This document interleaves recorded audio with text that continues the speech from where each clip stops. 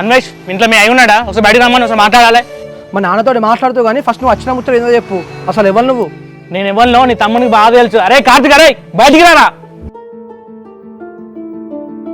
అసలు నువ్వు ఎవరివో నాకు అర్థం కాదు.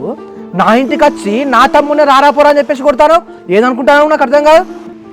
బారీ మాట్లాడతా. అసలు ఏందనుకుంటా నీ తమ్ముడు? అసలు ఏం పెంపకం ఇది? బయట అందరూ లెవెల్ పడేవని చెప్పిండా మీకు? పెంపకం గురించి మాట్లాడే ముందు ఒక్కసారి ఊర్లో మా గురించి మా ఫ్యామిలీ గురించి తెలుసుకొని మాట్లాడు.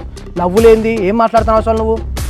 ఇగో నా పేరు శివ, ఇదే ఊరు నాది. నేను ఏదో కలెక్షన్ జాబ్ చేసుకుంటా, మా అమ్మను మా చెల్లి మంచిగా చూసుకుంటాను. నా చెల్లె డిగ్రీ ఫస్ట్ ఇయర్ చదువుతుంది. దాన్ని బస్ స్టాండ్ కాడ కలిసి హరాస్మెంట్ చేసుకుంటా, దాన్ని అడిట్ చేసి బుట్టలు పడేసి లవ్ చేస్తానని చెప్పి బస్ స్టాండ్లో కూర్చొని దాని చేతులను పట్టుకుంటాడు. తో మీ తమ్ముడు అట్లా చేస్తాడు. ఇక ఏం చేద్దాం నువ్వే చెప్పు.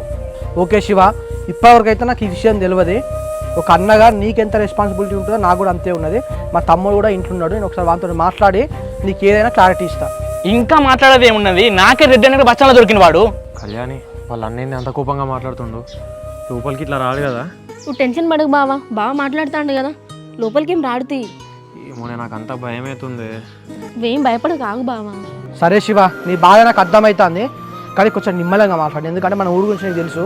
కానీ నలుగురు తెలిసింది అనుకో, ఇటు నీ పరుగు పోతుంది, నా పరుగు పోతుంది. కానీ శివ, మాకంటే ఎక్కువ నీ పరువే పోతుంది. ఎందుకంటే మీ ఇంట్లో అమ్మాయి ఉన్నది కాబట్టి ఆలోచించుకొని నిమ్మలంగా మాట్లాడు.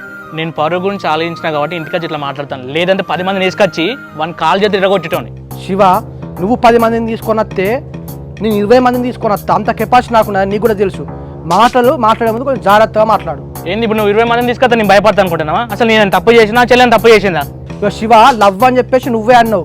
అంటే నీ చెల్లె నా తమ్ముడు ఇద్దరు కలిసే కదా ప్రేమించుకున్నారు. దీని తప్పే ఉన్నది మరి. ఇగో ఇట్లా మాట్లాడే వల్ల నీతో ఏం కాదు. డైరెక్ట్ పోయి ఇంట్లో మీ అయ్యో ముందే మన గురించి మాట్లాడతా. దేవుడు కార్తీక్ వాళ్ళ ఇంటికాడ ఎలాంటి గొడవలు అవ్వకుండా చూడు దేవుడా. ఈ ప్రాబ్లం నుంచి బయటపడేలా చూడు దేవుడా, ప్లీజ్ దేవుడా.